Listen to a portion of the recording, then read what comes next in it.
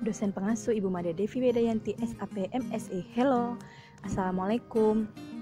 Kami di sini akan memaparkan materi tentang CSR yang beranggotakan Muhammad Hafiz, Siti Fiona, Zulpiani Zamil, Vela Fajriani, dan Gian Luka. Baiklah, kita masuk kepada lingkup kegiatan CSR. Ada 3 MDGs, ISO 26000 dan ciri-ciri CSR. Yang pertama, MDGs merupakan Millennium Development Goals atau MDGs, atau dalam bahasa Indonesia diterjemahkan menjadi tujuan pembangunan milenium,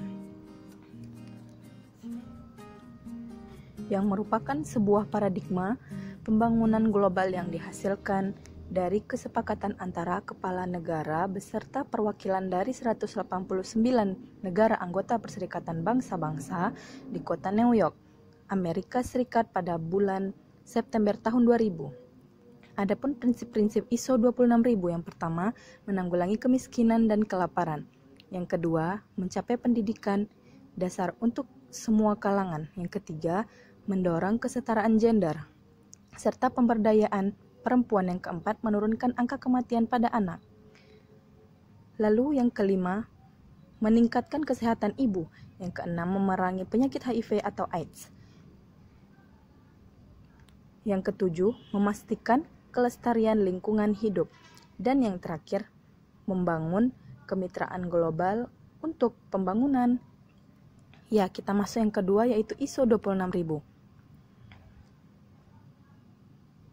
Pada bulan September 2004, ISO International Organization for Standardization sebagai induk organisasi standarisasi internasional berinisiatif mengundang berbagai pihak untuk membentuk tim working group yang membidangi lahirnya panduan dan standarisasi untuk tanggung jawab sosial yang diberi nama ISO 26000.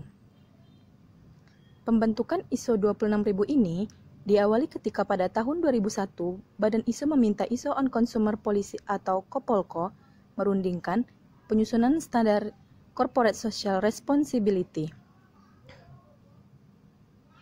Baik, masuk kepada 7 isu pokok. Yang pertama, pengembangan masyarakat. Yang kedua, konsumen.